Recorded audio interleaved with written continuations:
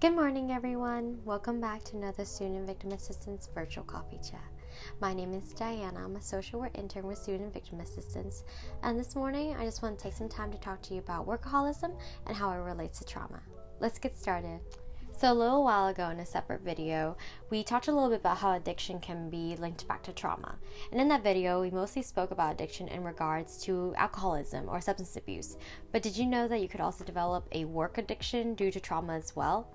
This is because in relation to trauma, addictions such as alcoholism and substance abuse are often coping mechanisms used by individuals to self-medicate in response to trauma.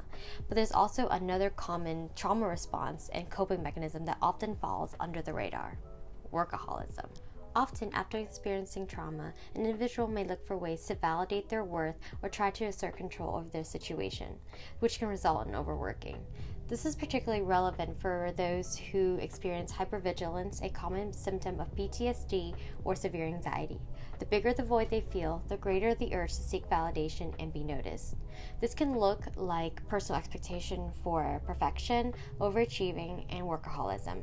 And unfortunately, in our current fast-paced world, overworking has become an activity that society openly applauds and even encourages, often at the expense of their relationships and health.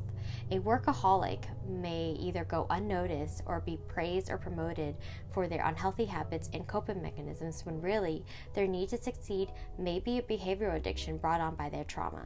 Another common way your body may choose to deal with the trauma is through disassociation, a process in which your body pushes the trauma deep into your nervous system, separating you from the distress to help you survive from the trauma.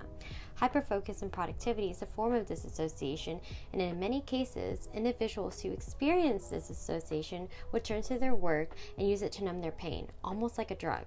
Multitasking, overextending themselves in their job, becoming a workaholic. These are all ways in which a person suffering from high-functioning PTSD may use to ease their anxiety. But the truth is, you can't outwork trauma. And while being hyper-focused in your work isn't necessarily a bad thing, when combined with trauma, especially cumulative trauma, it can prevent you from processing your emotions and ultimately healing from them. If trauma remains unprocessed within the body, it can cause a constant heightened state of fear and anxiety, which when prolonged can cause your body to become used to the overload, causing you to seek out more and more work because it will give you a similar adrenaline rush to which your body had become accustomed to. To start the healing process, first begin by slowly integrating mindfulness practices in your everyday life. Rather than anxiously going from one task straight to another, practice being more present in the moment and allow your brain to get used to a calmer state of mind. One therapeutic method that is especially helpful for practicing mindfulness is grounding. This practice offers physical, mental, and soothing techniques to help you create space for your distressing thoughts, but ultimately, the best way to help you address the core issues of your workaholism is to speak to a trauma-informed therapist that can help you address these issues. If you have any questions about trauma, need any type of crisis intervention, or would like to set an appointment with an advocate, please give us a call at 404-413-1965. As Student Victim Assistance, we offer crisis intervention, advocacy, and support for students.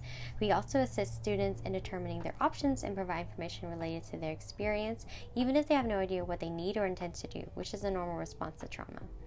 Students who seek Student Victim Assistance services are not obligated to pursue criminal or university charges by speaking with an advocate. Staff is also here to help students who have experienced any type of recent or past victimization regain a sense of control over their traumatic experience so that they may resume their academic and personal pursuits. Georgia State University also offers free confidential counseling for students with same-day consultations available virtually. To make an appointment, please give them a call at 404-413-1640. And lastly, Together All is another helpful resource for students who are feeling isolated and alone. As an online mental health community, Together All is available to all students and is a platform where students can offer and receive peer-to-peer support for mental health concerns. Thanks again for joining me for today's virtual coffee chat. I'll see you all next time. Bye!